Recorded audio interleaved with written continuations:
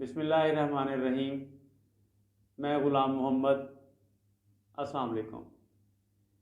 National professional standards for teachers in Pakistan के हवाले से गुफ्तगू जारी है और आज हम इस मुख्तसर सी नशिस्त के अंदर पाँचवें मेयार के बारे में बात करेंगे। पाँचवा मेयार है असेसमेंट। असेसमेंट गुज़श्ता जो टॉपिक था instructional planning and teaching strategies, जो स्टैंडर्ड नंबर 4 था, उसके और इसके असेसमेंट और instructional planning and teaching strategies, चौथा मेयार और पाँचवा मेयार, ये दोनों इनका आपस में बहुत गहरा ताल्लुक़ है। असेसमेंट क्यों की जाती है? असेसमेंट की ही इसीलिए जाती है कि टीचर क्लासरूम के अंदर अपनी इंस्ट्रक्शनल प्लानिंग की भी असेसमेंट करता है। अगर असेसमेंट बेहतर हो रही है, बच्चे सीख रहे हैं, तो इंस्ट्रक्शनल प्लानिंग और उसकी टीचिंग स्ट्रेटजीज़ जो हैं वो वेल एंड ट्रू हैं। अगर बच्चे नहीं सीख रहे तो फिर उसको अपनी इंस्ट्रक्शनल स्ट्रेटजी जो है, अपनी प्लानिंग जो है, इंस्ट्रक्शनल प्लानिंग और टीचिंग स्ट्रेटजीज़, उनको रिवाइज़ करना पड़ेगा, उनको चेंज करना पड़ेगा। तो ये एक दोनों आपस में इंटरकनेक्टेड हैं, दोनों आपस में रेसिप्रोकल हैं। इंस्ट्रक्शनल प्लानिंग का असर असेसमेंट पे पड़ता है और असेसमेंट का असर टीचिंग स्ट्रेटजीज़ और इंस्ट्रक्शनल प्लानिंग पे पड़ता है। ये दोनों, अगर मैं ये कहूँ कि एक टीचिंग लर्निंग एक सिस्टम जो है, अगर टीचिंग लर्निंग को एक सिस्टम मान लिया जाए, थ्योरेटिकली मैं ये वजाहत करना चाहता हूँ, तो उसका एक इनपुट एंड होगा और एक आउटपुट एंड होगा। किसी भी सिस्टम के दो एंड होते हैं, इनपुट एंड और आउटपुट एंड, और दरमियान में उसका प्रोसेस बॉक्स होता है। तो इंस्ट्रक्शनल स्ट्रेटजीज़, इंस्ट्रक्शनल प्लानिंग और टीचिंग स्ट्रेटजीज़ वो किसी भी लर्निंग टीचिंग प्रोसेस का इनपुट एंड है और असेसमेंट जो है उसका आउटपुट एंड है। और आउटपुट एंड का जो भी रिज़ल्ट आएगा वो इम्पैक्ट होगा उसका इनपुट प्रोसेस के ऊपर, इनपुट एंड के ऊपर उसका इम्पैक्ट पड़ेगा। और इस तरह से ये एक प्रोसेस है, इनपुट और आउटपुट, और इसका जो प्रोसेस बॉक्स है उसके अंदर टीचिंग लर्निंग एक्टिविटीज़ हो रही होती हैं, बच्चे सीख रहे होते हैं, टीचर सिखा रहा होता है, लर्निंग हो रही होती है और असेसमेंट हो रही होती है। और असेसमेंट के बाद टीचर जो है अपनी स्ट्रेटजी को रीथिंक कर रहा होता है, रिविजिट कर रहा होता है। तो ये एक बहुत ही वाइब्रेंट, डायनामिक और इंटरेस्टिंग ये एक टीचिंग लर्निंग जो सिस्टम है, very much interesting, enjoyable activity होती है। अगर टीचर और बच्चे इन चीज़ों को समझते हैं और इस तरह से काम करते हैं तो वाक़ईतन बहुत इंजॉय कर रहे होते हैं। तो आज का जो हमारा स्टैंडर्ड है, स्टैंडर्ड नंबर 5, वो असेसमेंट है। तो असेसमेंट भी पिछले टॉपिक की तरह बहुत ही लोडेड ये कंसेप्ट है। एजुकेशन ट्रेनिंग के अंदर, स्कूल्स के अंदर, कॉलेजेस के अंदर, यूनिवर्सिटीज़ के अंदर दो चीज़ें सबसे ज़्यादा अहमियत इख्तियार कर जाती हैं, इंस्ट्रक्शनल प्लानिंग और टीचिंग स्ट्रेटजीज़ और पूरा टीचिंग लर्निंग प्रोसेस, और उसके अंदर ये असेसमेंट। तो असेसमेंट जो है ये, इसकी मैं वजाहत कर दूं थोड़ी सी।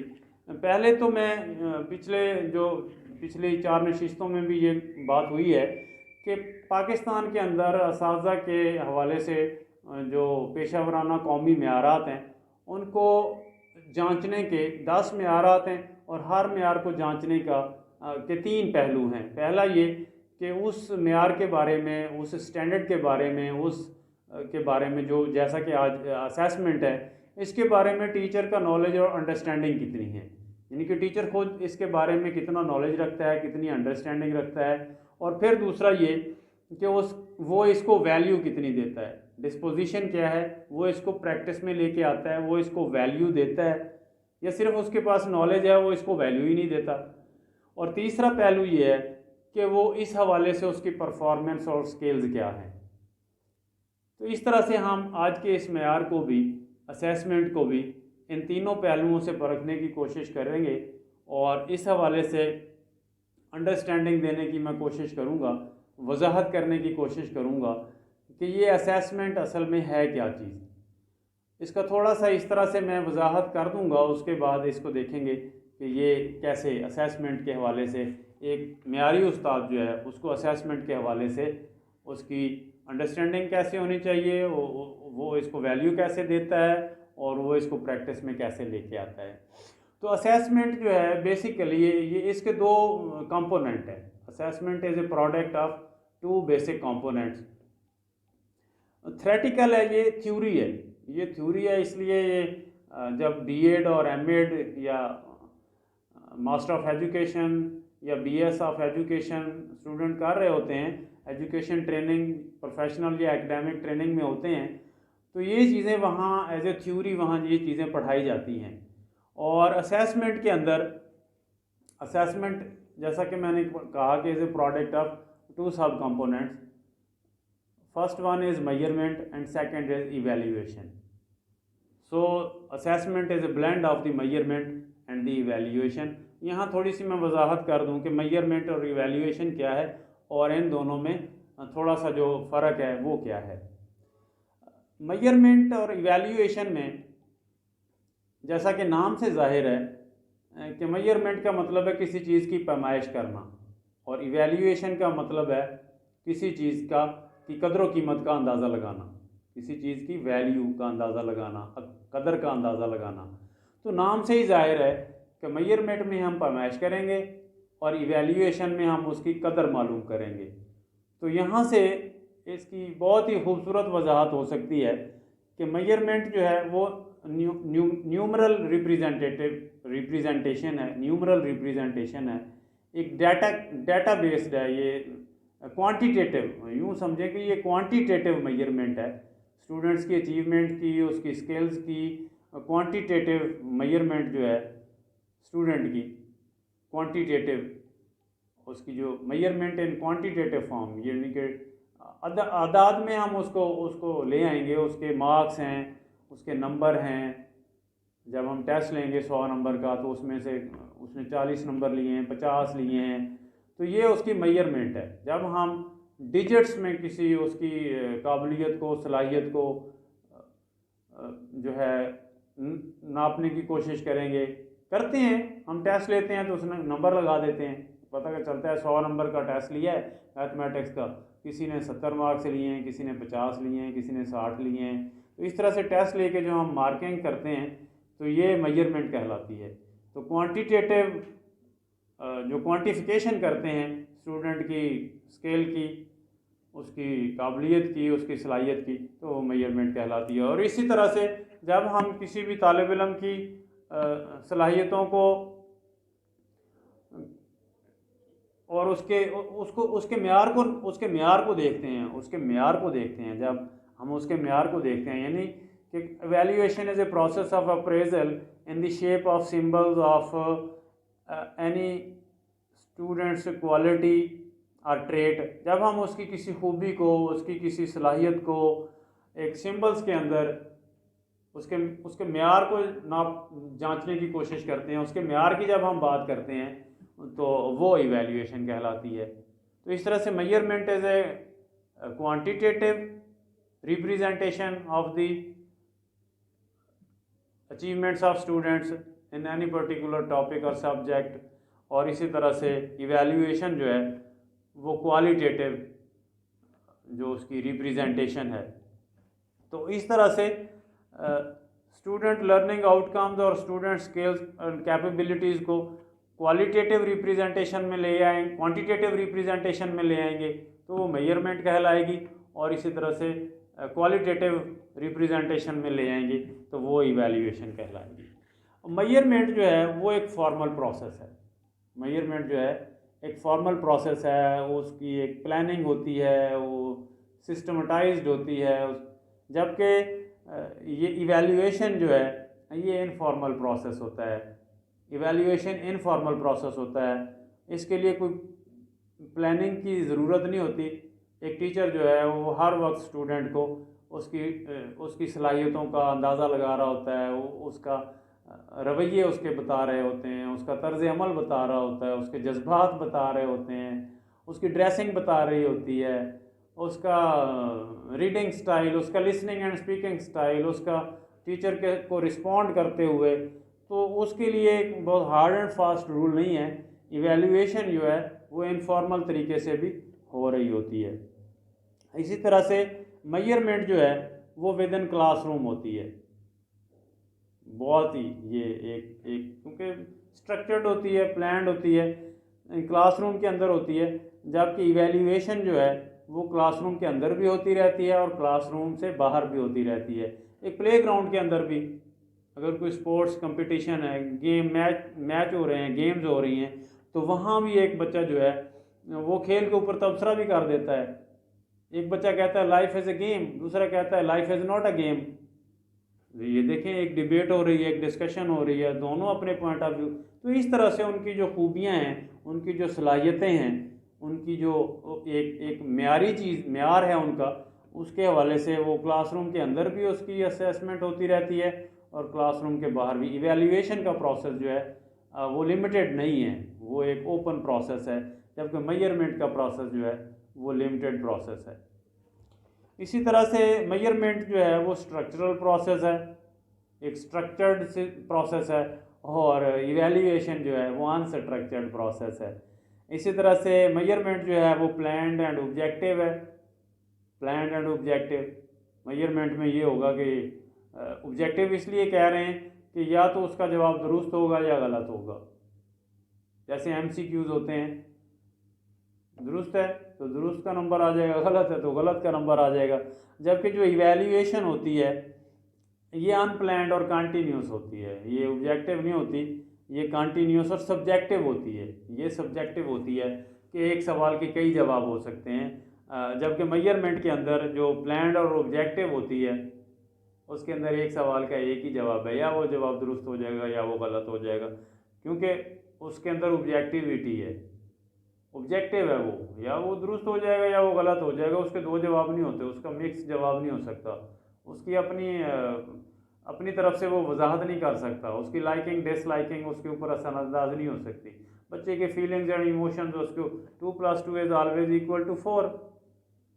जबकि इधर इवैल्यूएशन के अंदर वो उसके मुख्तलिफ बच्चों के जवाबात मुख्तलिफ हो सकते हैं और सारे बच्चों के मुख्तलिफ जवाबात दुरुस्त भी हो सकते हैं। सब्जेक्टिव के अंदर ये है, तो वो इवैल्यूएशन जो है वो अनप्लान्ड एंड सब्जेक्टिव होती है, जबकि मेजरमेंट जो है वो प्लान्ड एंड ऑब्जेक्टिव होती है। और इसी तरह से जो मेजरमेंट है वो वैल्यू न्यूट्रल होती है।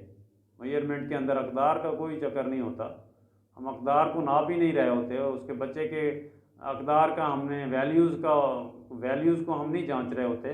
किसी भी सवाल का जो भी वो जवाब दे देगा, हमें उससे उसकी वैल्यूज़ का, उसकी साइकोलॉजिकल, उसके जो ट्रेंड्स हैं उनका हमें पता नहीं चलेगा। जबकि जो इवैल्यूएशन है ये वैल्यू ओरिएंटेड होती है। हम ये कह सकें जब भी बच्चे की हम इवैल्यूएशन करेंगे तो वो गुड में आएगा, बैड में आएगा, एक्सीलेंट में आएगा, एवरेज में आएगा। तो इवैल्यूएशन जो है वो वैल्यू ओरिएंटेड होती है। तो इस तरह से मेजरमेंट जो है वो क्वांटिटेटिव है, वो फॉर्मल है, वो विद इन क्लासरूम है, वो स्ट्रक्चरल है, वो प्लान्ड एंड ऑब्जेक्टिव है, वो वैल्यू न्यूट्रल है। जबकि इवैल्यूएशन जो है वो क्वालिटेटिव है, इनफॉर्मल प्रोसेस है, विद इन क्लासरूम भी हो सकता है और विदाउट क्लासरूम भी हो सकता है, अनस्ट्रक्चरल है, अनस्ट्रक्चर्ड है, इसी तरह से अनप्लान्ड और कंटिन्यूस प्रोसेस है, सब्जेक्टिव प्रोसेस है, और इसी तरह से वैल्यू न्यूट्रल प्रोसेस है। अब हम चलते हैं असेसमेंट की तरफ, जो हमारा आज का असल टॉपिक है। ये तो उसके कंपोनेंट्स थे कि एक असेसमेंट जो है उसके अंदर मेजरमेंट और इवैल्यूएशन का जो ब्लेंड है वो असेसमेंट कहलाती है। Assessment is a blend of the measurement and evaluation. So quantitative and qualitative component जो हैं असेसमेंट के, वो दोनों हम इस तरह से जब उसकी क्वांटिफिकेशन भी कर लेंगे, एक बच्चे की सलाहियतों की, उसकी काबिलियत की, उसकी लर्निंग आउटकम्स की, उसकी जो एक्सपेक्टेड लर्निंग आउटकम्स होती हैं उनकी हम क्वांटिफिकेशन करेंगे, और इसी तरह से हम उसकी क्वालिटेटिव पर्सपेक्टिव भी देखेंगे। क्वांटिटेटिव पर्सपेक्टिव और क्वालिटेटिव पर्सपेक्टिव, इन दोनों को जब हम मिलाएंगे, इन मेजरमेंट और इवैल्यूएशन का जो ब्लेंड है, जो मिक्स है इन दोनों का, वो असेसमेंट कहलाता है।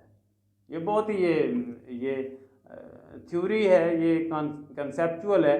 تو میجرمنٹ اور ایویلیویشن کو پہلے ذہن میں کلیئر کریں. Measurement is a quantitative process, evaluation is a qualitative process. تو اس طرح سے کوانٹٹی اور کوالٹی ان دونوں کو جب ہم مکس کریں گے تو that is known as assessment. اب ہم بات کرتے ہیں اسیسمنٹ کی. اسیسمنٹ کی بہت ساری قسمیں ہیں اور قسموں کا میں تھوڑا سا ذکر کر دیتا ہوں.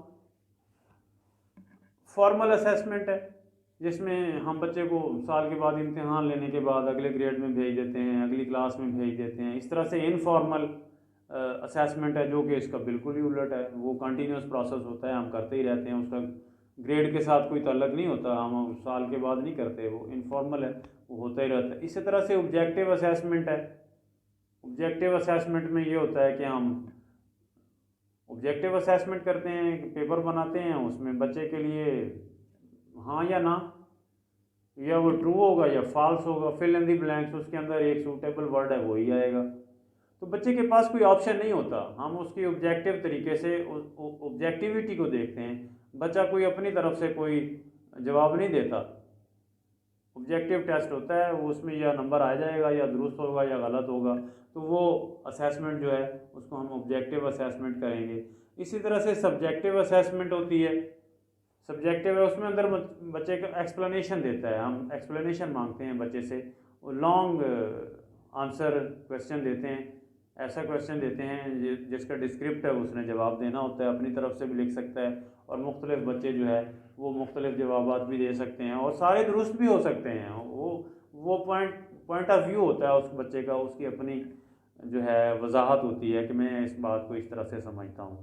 اسی طرح سے جو یہ اور بہت سارے ہیں، فارمیٹیو اسیسمنٹ ہے، سمیٹیو اسیسمنٹ ہے، ڈائگنوسٹک اسیسمنٹ ہے، انٹرنل اسیسمنٹ ہے. یہ فارمیٹیو، سمیٹیو اور ڈائگنوسٹک یہ تین اہم ہیں. ان کے اوپر میں علیحدہ سے بات کرتا ہوں. فارمیٹیو اسیسمنٹ، سمیٹیو اسیسمنٹ اور ڈائگنوسٹک اسیسمنٹ، یہ تین بڑی ٹائپس آف اسیسمنٹ ہیں. ان کو میں الگ سے ڈسکس کروں گا، یہی ہمارا آج کا ٹاپک ہے. لیکن جو ضمناً جو ایک بہت ساری چیزیں ہیں وہ میں پہلے وضاحت کر دوں تھوڑی سی، اس کے بعد اس پہ آتے ہیں. ایکسٹرنل اسیسمنٹ اور انٹرنل اسیسمنٹ. انٹرنل اسیسمنٹ یہ ہوتی ہے کہ اسکول کا ٹیچر ہے، وہ کلاس میں پڑھا رہا ہے بچوں کو اور ساتھ ساتھ ہی ایک اسیسمنٹ کرتا جاتا ہے بچے کے بارے میں. اس کے بچوں کے بارے میں ٹیچر جانتا ہوتا ہے، ان کو زیادہ پتہ ہوتا ہے. ٹیچر جو کلاس میں پڑھا رہا ہوتا ہے اس کو بچوں کی صلاحیتوں کا، اس کی ویکنیس کا، اس کی اسٹرینتھ کا، ان کے ٹرینڈس کا، ان کی انٹرسٹ کا، ان کی بہت ساری چیزوں کے بارے میں جانتا ہوتا ہے. تو ہم جو رائے قائم کر لیتے ہیں بچے کے بارے میں، ایک ٹیچر بچے کے بارے میں یا ایک اسکول کے سارے ٹیچر ایک بچے کے بارے میں جو رائے قائم کر لیتے ہیں، اور وہ انٹرنل اسیسمنٹ کہلاتی ہے. اب ایکسٹرنل اسیسمنٹ کیا ہوتی ہے؟ سال کے بعد امتحان ہوتا ہے بورڈ کا. اب بورڈ والے تو بچے کو نہیں جانتے، وہ امتحان ہوتا ہے ایک فارمل طریقے سے، جو امتحان ہو جاتا ہے، امتحان کے بعد مارکنگ ہوتی ہے، اس کا رزلٹ آ جاتا ہے کوانٹیفیکیشن ہو کے، اور اس کے اندر وہ گریڈ بھی بنا دیتے ہیں. وہ بھی نمبر جو ہوتے ہیں، مارکس ہوتے ہیں، وہ اس کی میجرمنٹ ہوتی ہے، اور جو اس کے گریڈ بنے ہوتے ہیں کہ یہ اے گریڈ ہے، بی گریڈ ہے، سی گریڈ ہے، وہ اس کی ایویلیویشن ہوتی ہے، وہ گریڈز میں دے دیتے ہیں. اور میجرمنٹ جو نمبر ہوتے ہیں وہ میجرمنٹ کہلاتی ہے، وہ مارکس میجرمنٹ ہوتے ہیں. تو اس طرح سے وہ ایکسٹرنل اسیسمنٹ کہلاتی ہے. جو باہر سے یا کوئی انسپیکشن ٹیم آ گئی ہے اسکول میں، کالج میں، یونیورسٹی میں کوئی انسپیکشن ٹیم آئی ہے، بچوں کی اسیسمنٹ کی ہے انہوں نے، کوئی کسی بچے سے کچھ سن لیا، کسی سے کچھ سن لیا، اس طرح سے انہوں نے مکس کر کے چیزوں کی اور پوری کلاس کی انہوں نے اسیسمنٹ کی. تو اب اس میں تو فرق آ جائے گا. انٹرنل اسیسمنٹ جو ہے اس میں وہ ٹیچر سارے مطمئن تھے کہ ہمارے بچے تو بہت اچھے ہیں، ان کو تو بہت زیادہ آتا ہے، اس کے اندر یہ خوبی بھی ہے، وہ خوبی بھی ہے. جبکہ باہر سے جو ٹیم آئی ہے، انسپیکشن ٹیم آئی ہے، انہوں نے چیزیں پوچھی ہیں بچوں سے، تو بچے گھبرا گئے ہیں یا بچوں کو وہ چیزیں اس طرح سے آتی نہیں تھیں. انہوں نے جو اسیسمنٹ کی ہے، اب اس میں گیپ آ جائے گا. انٹرنل اسیسمنٹ بہت اچھی تھی، ایکسٹرنل اسیسمنٹ اتنی اچھی نہیں آئی. یا یوں سمجھیں کہ اسکول میں ہم سینٹ آف ایگزام لیتے ہیں، ایڈمیشن ایگزام بھی لیتے ہیں کہ فائنل ایگزام سے پہلے ایک اسکول میں، کالج میں ایک امتحان لے لیا جاتا ہے. وہ خود ہی اسکول ہوم ٹیسٹ اس کو کہتے ہیں، لے کے ہم اسیسمنٹ کر لیتے ہیں، ایک اندازہ لگا لیتے ہیں कि हमारे इतने बच्चे पास हो जाएंगे, इतने % नंबर लेंगे, ये हमारी रैंकिंग आएगी, वो हमारी इंटरनल असेसमेंट है। और जब बोर्ड का इम्तिहान होता है उसके बाद जो रिज़ल्ट आ जाता है तो फिर पता चलता है कि वो हमारी असेसमेंट दुरुस्त थी या हमारी असेसमेंट दुरुस्त नहीं थी। तो इस तरह से वो इंटरनल असेसमेंट और एक्सटर्नल असेसमेंट, और इसमें गैप भी आता है, और बाद हम मैच भी कर जाते हैं, ये दोनों जो हमने अंदाज़ा लगाया होता है वही आ जाता है या उससे बेहतर भी आ जाता है। तो ये इस तरह से वजाहत, इसकी ये वजाहत है इंटरनल असेसमेंट की और एक्सटर्नल असेसमेंट की। इसी तरह से कॉम्प्रीहेंसिव असेसमेंट है, कॉन्टीन्यूस और कॉम्प्रीहेंसिव। ये कॉन्टीन्यूस और कॉम्प्रीहेंसिव असेसमेंट का ये मतलब है कि हर वक्त टीचर जो है वो चूँकि क्लास में आ रहा है, जा रहा है, टेस्ट ले रहा है, रीडिंग करवा रहा है, कॉम्प्रीहेंशन ले रहा है, बच्चों से इंटरेक्ट कर रहा है, तो वो करता रहता है, ये चीज़ें उसके जहन में आती रहती हैं, बच्चों की इम्प्रूवमेंट बच्चों को बताता रहता है। तो ये इस तरह से जो असेसमेंट चलती रहती है वो जो है कंटिन्यूस और कॉम्प्रिहेंसिव असेसमेंट कहलाती है। इसी तरह से एक बहुत ही स्पेशल किस्म का एक असेसमेंट का एक है norm reference test assessment, norm reference assessment. Norm reference assessment में ये होता है कि एक बच्चे के मार्क्स को दूसरे बच्चों के साथ कंपेयर किया जाता है। नॉर्म रेफरेंस जो असेसमेंट है उसमें एक बच्चे के मार्क्स को दूसरे बच्चों के मार्क्स के साथ कंपेयर किया जाता है और ये बताया जाता है कि इतने % बच्चों ने इतने नंबर लिए, इतने % बच्चों ने इतने नंबर लिए, इतने % बच्चों ने, ये इतने बच्चे इतने % में आते हैं, इतने बच्चे इतने % में आते हैं और इतने इतने में आते हैं। एक बच्चे का दूसरे बच्चे के साथ कंपेयर किया जाता है या सारे बच्चों का एक दूसरों के साथ कंपेयर किया जाता है, तो उसको नॉर्म रेफरेंस असेसमेंट कहते हैं। इसी तरह से एक और है क्राइटेरियन रेफरेंस असेसमेंट। इसमें जो है एक मेयार मुकर्रर कर दिया जाता है पहले से ही। क्राइटेरियन रेफरेंस असेसमेंट जो है, जैसे कुछ स्कूल दाखिला देते ही कह देते हैं कि हमारे स्कूल में आप दाखिल हो जाओ, 70% नंबर तो आ जाएंगे। अब बच्चा क्या कहता है, 70% नंबर तो मेरे आ जाएंगे, पहले से एक मेयार ही उसने मुकर्रर कर लिया। अब मैं थोड़ा ज़्यादा पढ़ूंगा तो 75 भी आ सकते हैं, अगर मैं कम पढ़ूंगा तो फिर मेरे काम आएंगे। इस तरह से जो बच्चे अपने आप को नापते हैं एक मेयार मुकर्रर करके, टीचर उनकी रैंकिंग करते हैं या बच्चे करते हैं कि पहले से एक मेयार मुकर्रर कर लिया है, उसके साथ कंपेयर करते हैं एक दूसरे को, तो वो जो है क्राइटेरियन रेफरेंस असेसमेंट कहलाती है। इसी तरह से एक स्पेटिव जो है स्पेटिव असेसमेंट भी है। स्पेटिव असेसमेंट में ये होता है कि बच्चा खुद से अपने आप से कंपेयर कर रहा होता है अपनी प्रीवियस वर्थ को अपनी प्रेजेंट वर्थ के साथ, अपने पिछले मंथ के टेस्ट को अपने नए मंथ के टेस्ट के साथ, अपने पिछले महीने की परफॉर्मेंस को नए महीने की परफॉर्मेंस के साथ। हर सब्जेक्ट में मंथली टेस्ट होते हैं तो वो देखता है कि पिछले माह मैंने मैथमेटिक्स में ज़्यादा नंबर लिए थे, इस माह मैंने कम लिए हैं, इंग्लिश में मैंने कम लिए थे, इस दफ़ा ज़्यादा लिए हैं, साइंस में मैंने पिछली दफ़ा ज़्यादा लिए थे तो इस दफ़ा कम क्यों आए हैं, या मैंने पिछली दफ़ा भी ज़्यादा लिए थे इस दफ़ा भी ज़्यादा लिए। वो अपने आप से कंपेयर करता रहता है अपनी प्रीवियस परफॉर्मेंस को अपनी मौजूदा परफॉर्मेंस से कंपेयर करता रहता है, या टीचर उसको कंपेयर करके बताता है या वो खुद भी कर लेता है। तो ये स्पेटिव असेसमेंट कहलाती है। इस तरह से टर्मिनल असेसमेंट है कि किसी की यूनिट के एंड पे जो टेस्ट हो जाता है, एक चैप्टर ख़त्म हो गया या एक 2-3 एक्सरसाइजेज हैं ज्योमेट्री की वो सारी ख़त्म हो गई, उसके बाद टीचर ने टेस्ट ले लिया, ये टर्मिनल असेसमेंट कहलाएगी कि एक टर्म टर्मिनल असेसमेंट ये है। इस तरह से कॉन्टीन्यूस असेसमेंट है और ये ऑनगोइंग प्रोसेस है, क्लास के अंदर टीचर हर वक्त करता रहता है। इस तरह से एक प्रोडक्ट असेसमेंट है, ख़त्म हो गया, एक टर्म ख़त्म हो गई, इसको हम समेटिव असेसमेंट भी कहते हैं। थोड़ा सा फ़र्क है कि प्रोडक्ट असेसमेंट हमने कुछ हासिल किया है तो उसकी एक असेसमेंट इस तरह से टर्मिनल असेसमेंट का भी मैंने बता दिया। तो अब ये असेसमेंट की मुख्तलिफ जो टाइप्स हैं वो मैंने आपको बताई हैं, formal assessment, informal assessment, objective assessment, subjective assessment, formative assessment, summative assessment, diagnostic assessment, internal assessment, external assessment, continuous and comprehensive assessment, criterion reference assessment, norm reference assessment, स्पेटिव असेसमेंट, टर्मिनल असेसमेंट, कॉन्टीन्यूस और ongoing assessment, product assessment, process assessment. इस तरह से ये assessment की बहुत सारी किस्में हैं और फिर इसके अब हमने जाना है इस तरफ, ये देखें कि एक टीचर जो है वो असेसमेंट के बारे में नॉलेज कितना रखता है। अब हम बात करते हैं उस मेयार के हवाले से कि एक असेसमेंट जो एक हमारा एक स्टैंडर्ड नंबर 5 है, इंस्ट्रक्शनल प्लानिंग और स्ट्रेटजीज, बिल्कुल उसके साथ ही मिलते हैं। 4 नंबर स्टैंडर्ड और 5 नंबर स्टैंडर्ड, ये दोनों कम्प्लीमेंट्री हैं, ये दोनों बहुत ज़रूरी हैं। और क्लासरूम के अंदर का जो काम है उसमें इनकी अहमियत सबसे ज़्यादा है। अच्छा, बाज़ दफ़ा एक और वजाहत कर दूँ, बाज़ दफ़ा असातिज़ा कराम और बच्चे भी इम्तिहान को कोई एक अलहदा प्रोसेस, एक अलहदा चीज़ समझ लेते हैं, इम्तिहान को एक अलहदा चीज़ समझ लेते हैं। ये बहुत बड़ी गलत फहमी है, ये गलत फहमी है। क्लासरूम के अंदर जैसे एक क्लास पढ़ाई जाती है, उसी तरह से उसके अंदर टेस्ट और असेसमेंट भी उसी का हिस्सा है, क्लासरूम एक्टिविटी का हिस्सा है। ये टीचिंग लर्निंग जो एक्टिविटीज़ हैं उनका ये हिस्सा है, एक अलहदा से चीज़ नहीं है। इम्तिहान को हम समझते शायद इम्तिहान को एक अलहदा चीज़ है और स्कूल के अंदर पढ़ाई और क्लासरूम ये कोई अलग नहीं, ऐसा नहीं है। टीचिंग लर्निंग प्रोसेस का ये हिस्सा है, असेसमेंट टीचिंग लर्निंग प्रोसेस का ही हिस्सा है। टीचिंग के बाद असेसमेंट करेंगे तो पता चलेगा टीचिंग इफ़ेक्टिव हुई है या टीचिंग इफ़ेक्टिव नहीं हुई। तो असेसमेंट के बाद जो है वो टीचिंग स्ट्रेटजीज़ को रिवाइज़ किया जाता है या उसको कंटिन्यू रखा जाता है। तो इस तरह से टीचर का असेसमेंट के बारे में नॉलेज और अंडरस्टैंडिंग कितनी है, अब हम उस तरफ आ रहे हैं। ये थ्योरेटिकल ओवरव्यू जो है इसका रिव्यू मैंने कर दिया है कि मेजरमेंट क्या होती है, इवैल्यूएशन क्या होती है और असेसमेंट क्या होती है। इसका मैंने एक रिव्यू पेश कर दिया है असातिज़ा की सहूलत के लिए।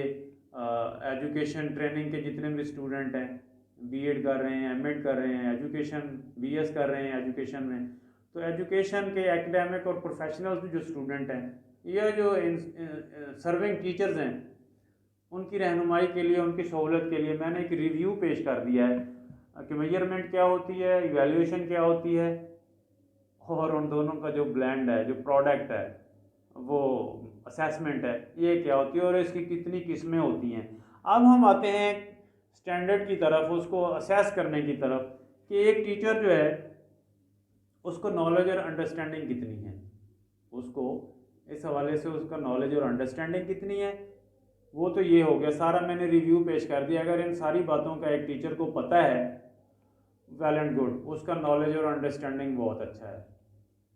अब हमने दूसरा उसका पहलू ये है कि उस देखना है कि क्या वो इन चीज़ों को वैल्यू देता है नॉलेज है उसके पास लेकिन वो इसको वैल्यू नहीं देता, वो फॉर्मल असेसमेंट नहीं करता, वो समेटिव असेसमेंट नहीं करता, वो डायग्नोस्टिक असेसमेंट नहीं करता, वो अपनी टीचिंग स्ट्रेटजी को रिवाइज ही नहीं करता, वो सारा साल बस पढ़ाता ही रहता है, पढ़ाता ही रहता है, पता चला साल के बाद सारे बच्चे फेल हो गए।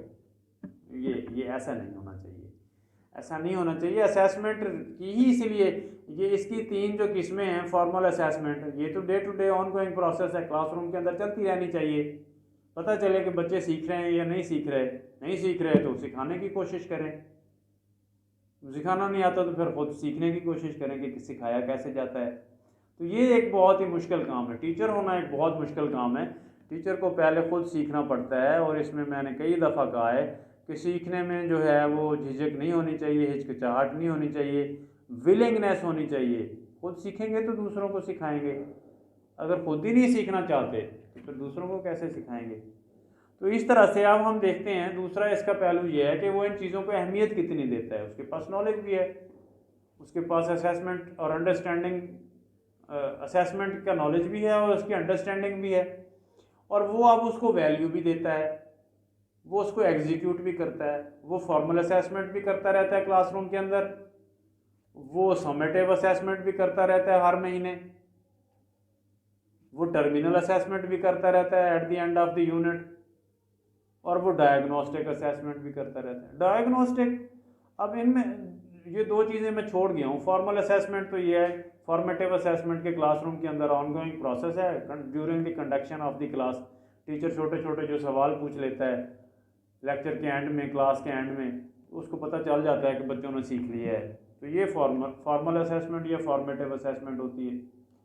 समेटिव असेसमेंट किसी end of the term, end of the year end of the unit पे जो करता है, टीचर टेस्ट ले लेता है, असेसमेंट करता है, उसको पता चल जाता है, उसकी मेजरमेंट भी आ जाती है, इवैल्यूएशन और असेसमेंट हो जाती है। तो ये बिल्कुल टीचर को पता चल जाता है कि ये इस तरह से डायग्नोस्टिक असेसमेंट ये है कि टीचर ये डायग्नोज करे कि या दूसरे टीचर से डिस्कस करे कि ये बच्चा मेरे पास मैथमेटिक्स में कमज़ोर है, आपके पास इंग्लिश में कैसा है, साइंस में कैसा है। तो जब वो बता देंगे साइंस में तो ये बहुत अच्छा है, इंग्लिश में तो ये बहुत अच्छा है, तो फिर मैथमेटिक्स में क्यों कमज़ोर है। इस तरह से कोई बच्चा मैथमेटिक्स में तो बहुत अच्छा है, इंग्लिश के टीचर से जब बात हुई है उन्होंने कहा इसको इंग्लिश तो आती नहीं है, या साइंस वाला टीचर कहता है इसको साइंस नहीं आती। तो इस तरह से बच्चे की जो स्ट्रेंथ एंड वीकनेस है बियॉन्ड द डिसिप्लिन, किसी एक टीचर दूसरे टीचर से डिस्कस करेगा तो पता चलेगा कि फिर उसकी डायग्नोज की जाएगी कि बच्चा तो ये अच्छा है, मैथमेटिक्स में क्यों कमज़ोर है। इसका क्या मतलब है, उसको साइंस में भी वो अच्छा है, इंग्लिश में भी वो अच्छा है, लिटरेचर में उर्दू में भी अच्छा है, इस तरह से सोशल स्टडीज़ मैथमेटिक्स में क्यों अच्छा नहीं है। इसका मतलब है कि उसके क्लासरूम के अंदर कोई प्रॉब्लम है, टीचर रिलेटेड प्रॉब्लम हो सकता है, मे भी कोई और प्रॉब्लम हो, लेकिन प्रॉब्लम कोई ज़रूर मौजूद है। उस प्रॉब्लम को आइडेंटिफाई करना और इसके लिए रेमीडियल मेजर्स लेना, ये है डायग्नोस्टिक असेसमेंट। यानी कि ऐसी असेसमेंट जिसमें किसी वीकनेस की, किसी डेफिशिएंसी की आइडेंटिफिकेशन की जाए और फिर उसके लिए रेमीडियल मेजर्स लेके उसको इम्प्रूव करने की, उसके ऊपर ओवरकम करने की कोशिश की जाए, तो ये डायग्नोस्टिक असेसमेंट है। अब टीचर का नॉलेज भी है, अंडरस्टैंडिंग भी है, वो इन चीज़ों को परफॉर्म भी कर, वैल्यू भी देता है, इनको वैल्यू देता है कि बच्चों को बताता है। अब उसने टेस्ट लिया, हर महीने टेस्ट लेता है, टेस्ट बनाता है, टेस्ट लेता है, उनकी मार्किंग करता है, उनकी अवार्ड लिस्ट बनती है, उनके रिज़ल्ट रिपोर्ट कार्ड बनता है, फिर वो पेरेंट्स को रिपोर्ट करते हैं, प्रिंसिपल को दिखाते हैं, बच्चों को दिखाते हैं, बच्चों के वालिदैन को फ़ोन करके मैसेज देते हैं कि ये आपके बच्चे की रिपोर्ट है, मंथली रिपोर्ट। इस तरह से ये एक सारा तरीका है कि वो इसको वैल्यू भी देता हो, टीचर नॉलेज और अंडरस्टैंडिंग भी रखता हो और उसको वैल्यू भी देता हो। और उसके बाद ये है कि उसकी परफॉर्मेंस और स्किल्स क्या हैं, क्या टीचर वाकई अपने आप को, अपने स्टूडेंट्स को असेसमेंट के अंदर इंगेज करता है, उनको बताता है कि ये मेजरमेंट आपकी हुई है, ये आपकी मैंने इवैल्यूएशन की है, ये आपकी ताकत है, ये आपकी कमी है, ये आपकी स्ट्रेंथ है, ये आपकी डेफिशिएंसी है। और बच्चों और मल्टीपल वे से उन सारी चीज़ों को इम्प्रूव करने की कोशिश करता है। और इसी तरह से बच्चों को खुद असेसमेंट के बारे में बताता है और बच्चों को सेल्फ असेसमेंट के रूल्स बताता है और बच्चों को बताता है कि सेल्फ असेसमेंट की क्या इम्पोर्टेंस होती है। असेसमेंट खुद भी करता है, असेसमेंट करने के बाद अपनी टीचिंग प्लानिंग, अपनी इंस्ट्रक्शनल प्लानिंग और टीचिंग स्ट्रेटजीज़ को चेंज करता रहता है और असेसमेंट की अहमियत बच्चों को भी बताता रहता है और बच्चों को भी उस तरह से ट्रेन करता है कि ये असेसमेंट का फ़ायदा है, आप बेटा आप कमज़ोर जा रहे हो, आप कोशिश करो, आप अगले महीने ज़्यादा बेहतरी दिखाओ, इम्प्रूवमेंट करो, आप इस तरह से कर सकते हो, आप ये कर सकते हो, आपकी इंग्लिश ठीक है तो आपका उर्दू क्यों ठीक नहीं है, आपकी साइंस में तो आप बहुत अच्छे जा रहे हैं, मैथमेटिक्स में अच्छे क्यों हैं। तो whatever the reason may be there, उसको पॉइंट आउट करे, बच्चे के साथ डिस्कस करे और उसको प्रिंसिपल से रिपोर्ट करे, बच्चों के पेरेंट्स को रिपोर्ट करे। इस तरह से अगर वो उसके पास असेसमेंट का नॉलेज और अंडरस्टैंडिंग भी है और वो असेसमेंट को वैल्यू भी देता है, वो असेसमेंट को क्लासरूम के अंदर परफॉर्म भी करता है और उसके अंदर ये स्किल्स भी मौजूद हैं और बच्चों को भी असेसमेंट के हवाले से सेंसिटाइज करता है, तो ये जो 5वां मेयार है उस मेयार पे भी ये टीचर पूरा उतरता है। तो पाकिस्तान में असाजा के हवाले से पेशा वराना कौमी मेयारात की बात हो रही थी। आज का टॉपिक था असेसमेंट। आज के लिए इतना ही। अपना और अपने इर्द गिर्द के लोगों का ख्याल रखिएगा। गुलाम मोहम्मद को इजाज़त दीजिए। खुदा हाफिज़।